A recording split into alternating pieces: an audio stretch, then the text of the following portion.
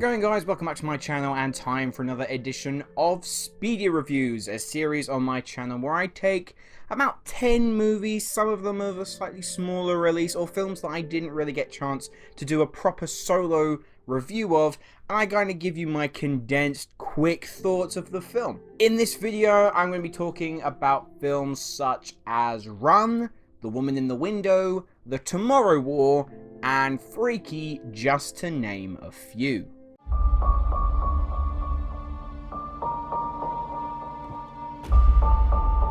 Let me show you out back, and then I'll get out of your hair.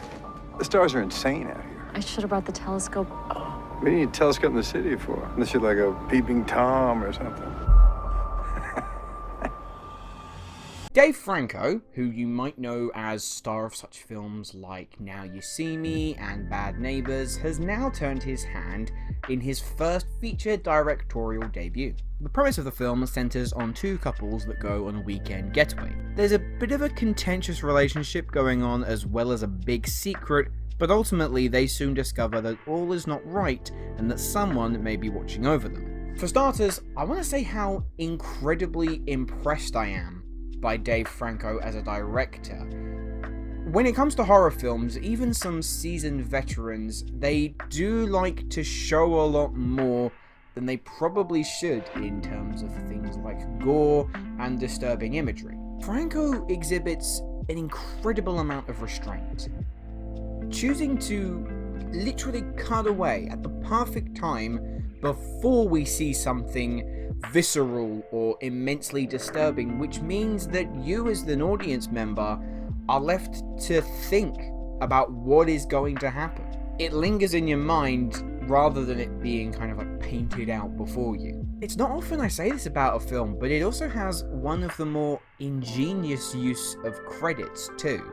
I won't give anything away, but that part in particular really impressed me. All that being said though, as great as Franco's direction was, it was really let down by a pretty subpar screenplay that kind of felt like a first draft. I'm sure it wasn't, because a lot of effort goes into putting films together, but it didn't feel really thought through. The pacing was so off, it was so sluggish in this 80-minute movie. It's not really until you hit the 50-minute mark before something of considerable consequence actually happens. The characters were a bit flat, the story progression was kind of a slog. I'm very interested to see what Dave Franco can do next if he chooses to direct again, but I feel like he's got to pick a better screenplay than this. Overall, I'm going to give The Rental a 5.5 out of 10.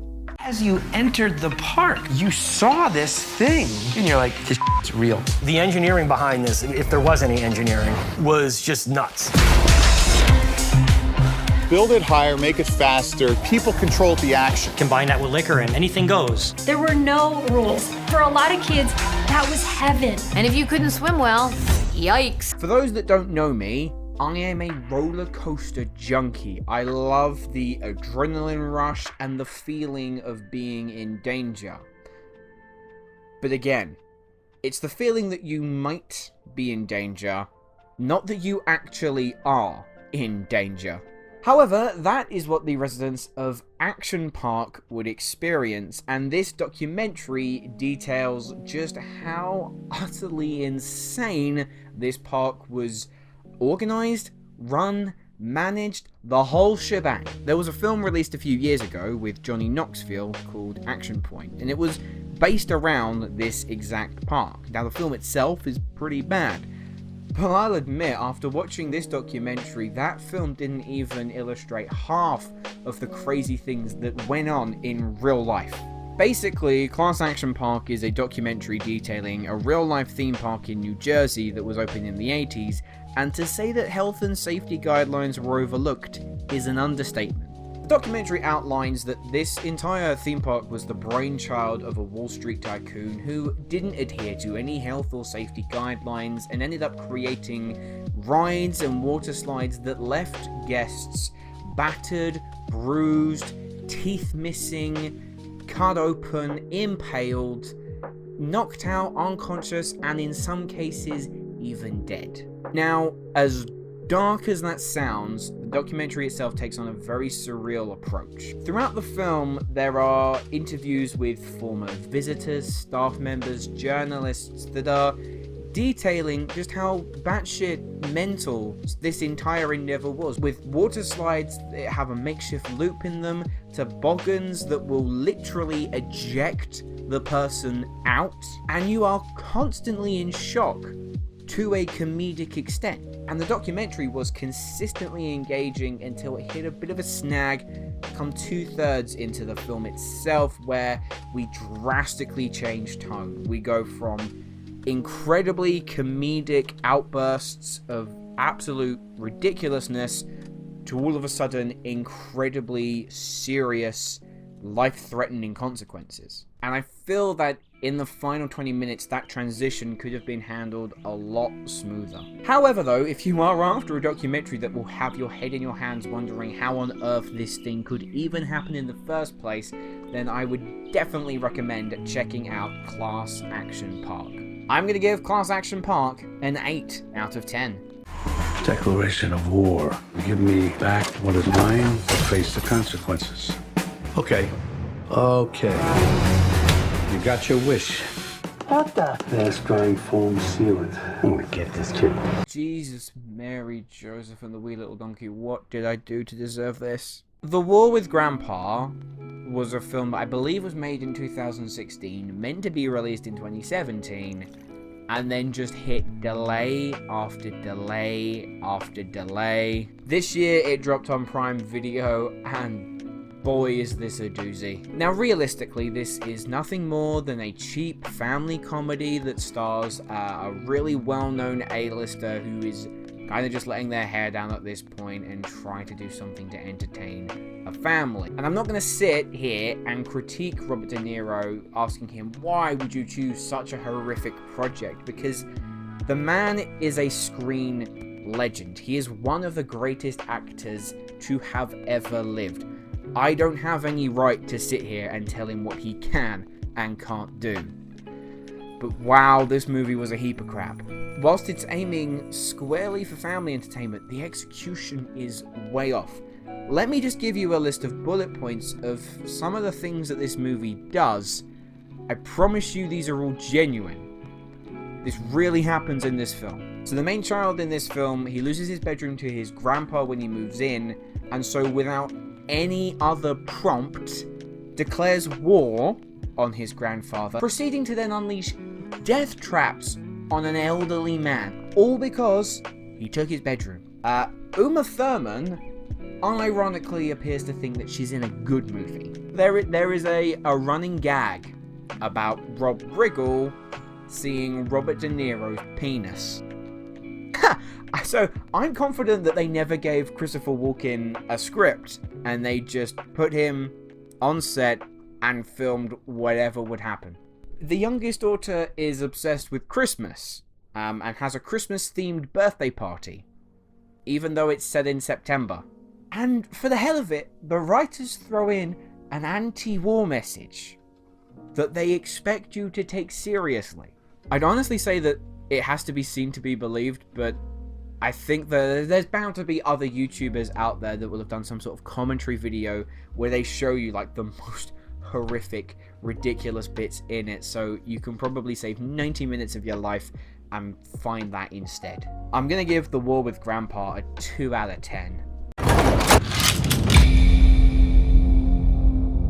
This is a safe place. I'm agoraphobic. I can't go outside.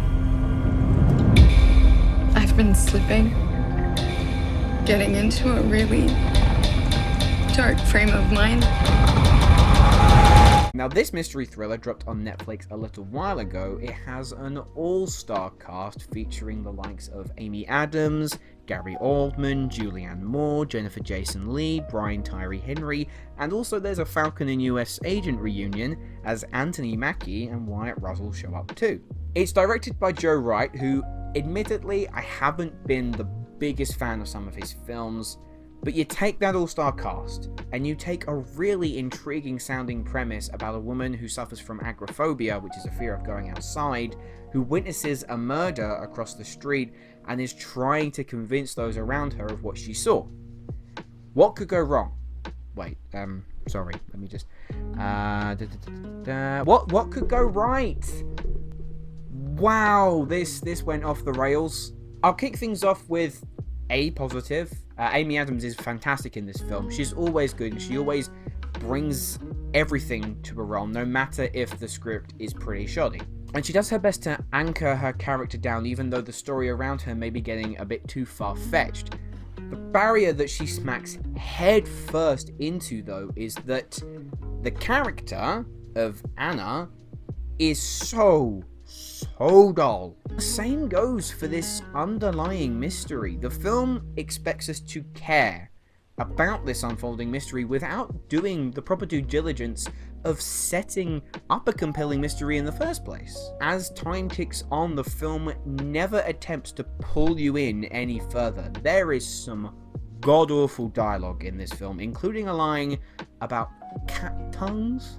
And not even the star power of all of these actors can make any moment seem believable. So by the time we reach a third act that is so tonally jarring to everything that came before it, honestly at that point everything falls apart. I think there is a way that this story could have worked perhaps as a stage show, because you can capitalize then on the sense of claustrophobia that the main character is suffering from.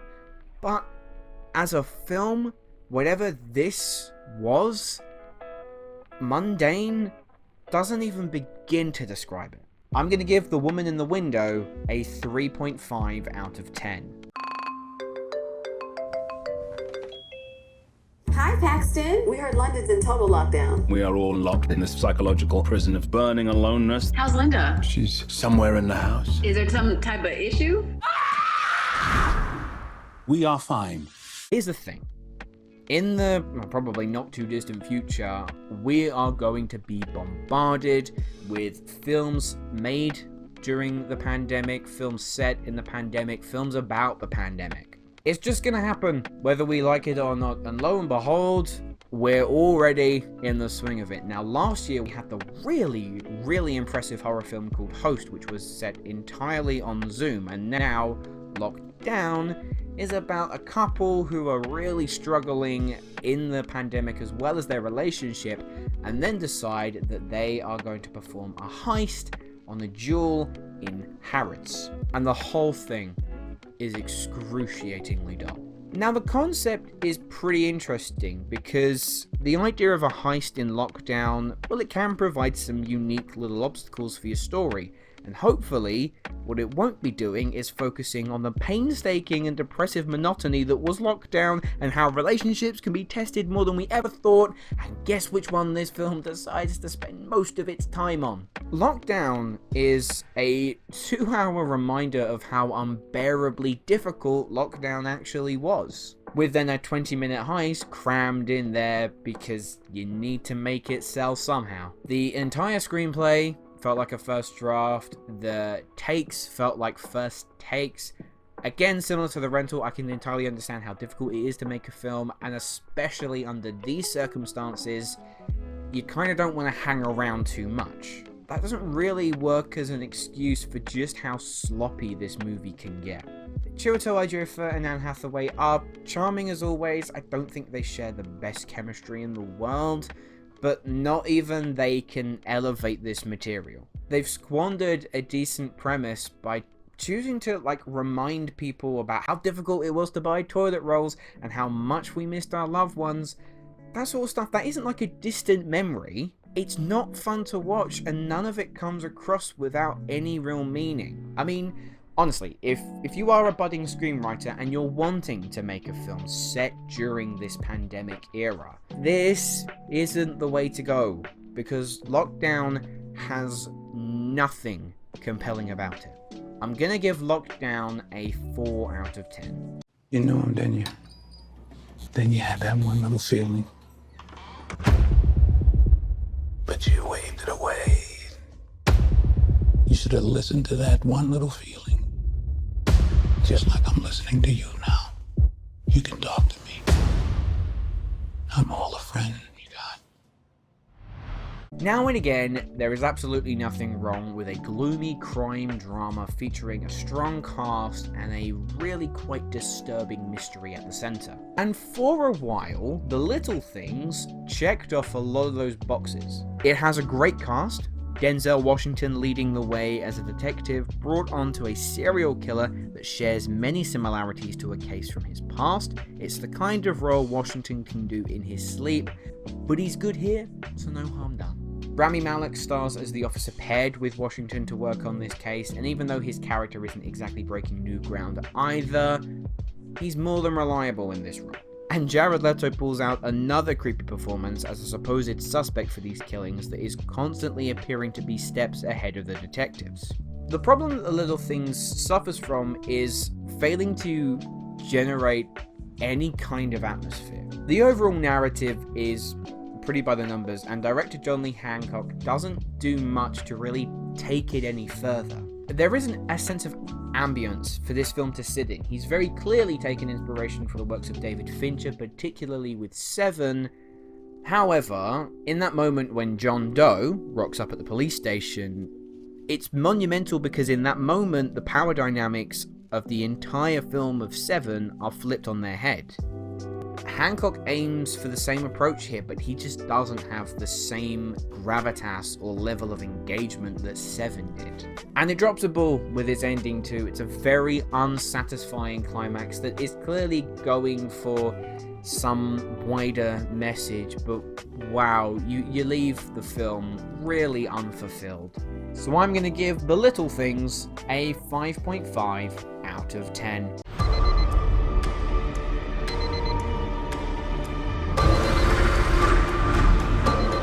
Are you okay, Mom? Of course I'm okay. I have you. Run is a film that was released last year across the pond, but finally got a UK release over on Netflix earlier this year, a few months ago. It's written and directed by Anis Chagnati, who a couple years ago made the film Searching, which was incredible, a really intense, compelling mystery that was filmed through a computer screen. Now as for Run, it's far more traditional in its presentation. Chloe is a teenager who lives a life full of illness for which she takes a buttload of medication with the aid of her mother, played by Sarah Paulson. However, it soon transpires that these meds Chloe is forced to take may not be needed at all, and her mother is keeping sinister secrets. Purely on the premise, you may be drawing immediate comparisons to the real-life story of Gypsy Rose Blanchard, whose mother was basically poisoning her and brainwashing her to make her think that she was incredibly unwell so that they could receive certain benefits and publicity. And there are countless parallels here, and when it comes to the twists, not many of them come as much of a shock because you can see how it's going to develop, especially involving Sarah Paulson's character. But speaking of Paulson, she does a great job. She can do this kind of role in her sleep, but that doesn't dispute the fact that she has a real knack for portraying these deranged, psychotic nutcases, and it always gives her a chance to flex her acting muscles too. Kira Allen also really impressed me here. She does a great job at making Chloe a character that we can really sympathize with and root for to escape this situation that she's found herself in. And I also like the production design and how Chagnati films Chloe when she's in the house. It feels like she's in a prison that seemingly there is no escape from. However, in terms of a screenplay, even at a brief 90 minutes, I still found it to be chasing itself around in circles. There are a lot of moments that you've seen in films time and time again where you think a character has made a significant breakthrough with their escape only for them to be thwarted at the last second. That's basically the second and third act summed up. So if you're after like intensity, a lot of the time you can see all the pieces of the puzzles and how they're going to fit together. Look, if you're after a straightforward thriller, then definitely give Run a go, but if you're after something a little bit more, I don't know, there are probably some better options out there for you, like Searching, for instance. I'm going to give Run a 6.5 out of 10. This device facilitates your jump to and from the future war. 1 minute to jump. Oh, here, buddy. Take that. You just flip it around like that. How are you so calm? Long story. Are you ex-military? Yeah.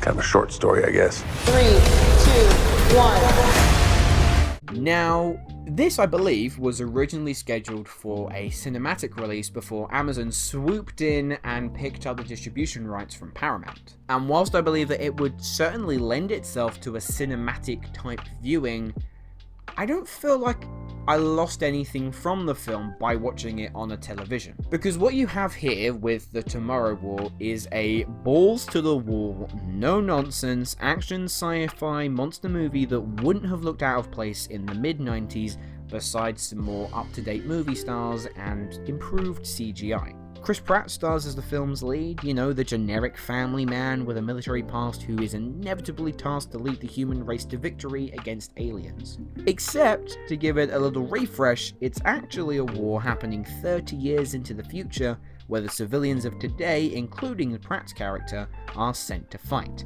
Now, I would say that if I was just going off of the first 19 minutes of this film, I will be sat here telling you that The Tomorrow War is one of my favourite films of 2021. 90 minutes is a sizable chunk of time, and like I said, the first 90 minutes of the film are awesome. Everything from the setup, the build to the time jump, the deployment, and the first few missions that Chris Pratt and his unit go on are everything that I could have asked for from this film. It's really well staged action set pieces that feel like a Michael Bay movie if Michael Bay wasn't getting off to his own Bayisms. Director Chris McKay has a real eye for spectacle and definitely delivers in that department, and the creature design as well for these white spikes are genuinely really terrifying when we first meet them. They feel like an unstoppable threat when there's just one, let alone a gigantic swarm.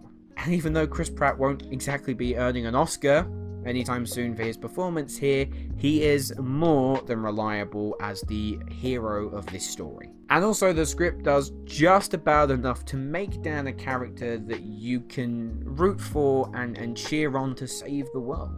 Where we fall into some of the negatives though, primarily is everything after those first 90 minutes. There's a point where the film could have brought itself to close. A massive set piece, a really emotional payoff, and you could have wrapped it all together with a nice little bow in a final epilogue that really ties all the loose hanging threads together. Instead, the film decides to continue for about 50 minutes more. This is where the momentum completely stalls. The plot, which wasn't exactly groundbreaking to begin with, it's stretched so thin. And even though we get a pretty sweet and nifty climax, all of it feels like it could have just been chopped and condensed down to make a far more impactful epilogue. You still could have maintained the emotion from that moment I was referencing before without having to just extend it for almost an hour. The Tomorrow War is like Edge of Tomorrow and Independence Day if they were directed by the good sensibilities of both Roland Emmerich and Michael Bay. It's tons of fun, even if it does kind of stumble over its own feet by the time we get to the finish line. I'm going to give The Tomorrow War a 7.5 out of 10. Honestly, if this was a horror movie, I'd be one of the first ones to get killed. Cue the creepy dude in the mask. Like I said.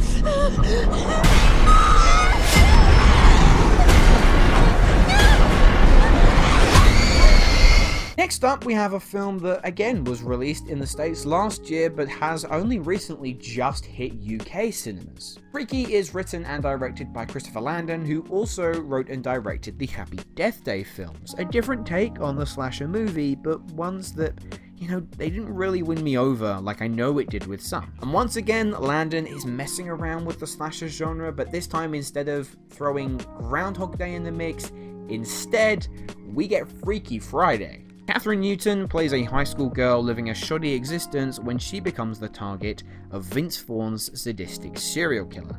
He attacks her only to find soon after that they have swapped bodies, so whilst a crazy lunatic lives inside a high school teenager, a teenage girl now lives inside Vince Vaughn. And wacky premise aside, you know, it's pretty entertaining. Landon is a talented director, and there are numerous sequences where the tension is skyrocketing and it's embracing the slasher genre very much. When this movie is being a slasher film, it works. What also works is Catherine Newton, who I thought kills it in this film. She's okay as kind of like the main character that she's supposed to play, but when she swaps bodies and she's basically inhabiting this serial killer persona, she kills it.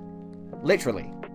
The body count in this film is far higher than I expected it to be. You totally buy that the nice, shy persona in the first part of this film has completely vanished, and what we're left with is if Michael Myers had shrunk in the wash. Sadly though, there is something stopping Freaky from being a great film, and that's the comedy. The sense of humor that this film possesses, it didn't work for me. There's no denying that Vince Vaughn fully commits to this role. And whilst there are a couple of entertaining moments with his character, I just felt like they pushed it too far and it ended up feeling almost farcical in nature. The script took a lot of easy jokes that you would often make if there was a grown man living inside a teenage girl's body. That sounds weird. Now, the screen I saw it in, the audience were chuckling away, they're having a great time, so it's probably got universal appeal, but for one reason or another, the sense of humor, it weren't my cup of tea. On the whole though, Freaky it's a decent film to sit and watch. I do prefer them to the Happy Death Day movies, but I am hesitant to say that this film is anything more than just an above average comedy horror. And it isn't something that I can necessarily see myself rewatching later down the line. So I'm gonna give Freaky a 6.5 out of 10.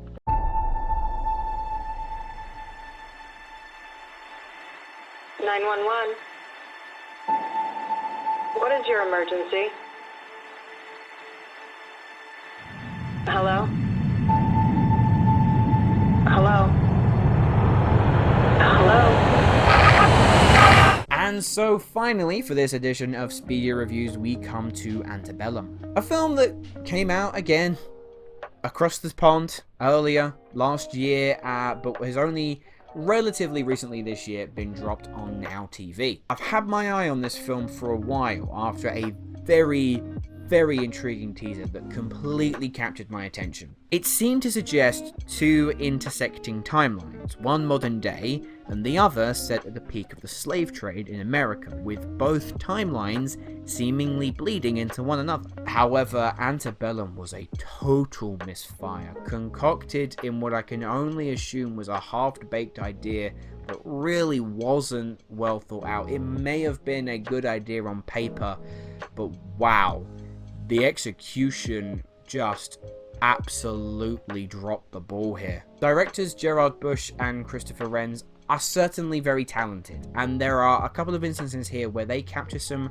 really quite beautiful imagery. And if I can bestow this film any positive, it is definitely the cinematography. That's absolutely the standout of this film. What serves as the straw that broke the camel's back, though, is the choice of structure is so bewildering to me. And now I get wanting to be clever and subvert expectations, but Antebellum's story structure, to me, makes no sense and really hurts the film at points. It never lays the groundwork in that first act, and instead just chooses to be almost like a reel of the horrors of slavery. It's almost like it's crossing off a checklist of the stereotypes that have appeared in slavery films. And none of it is effective because you haven't done a good job of setting up what story you're telling and who it's about. And the worst part is that it whizzes through this so shamelessly that story and character are not even an afterthought.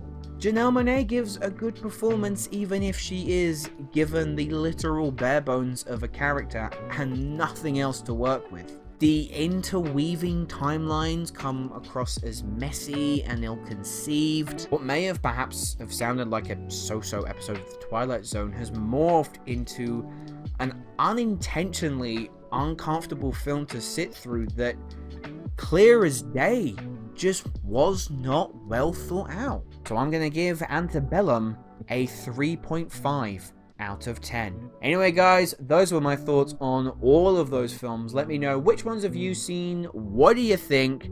Leave your thoughts in the comments below. But as always, thank you ever so much for watching, and I will see you in the next video. Hello, thank you so much for watching. I hope you enjoyed the video. If you have, make sure to click that like button, and if you aren't already, click that subscribe button too.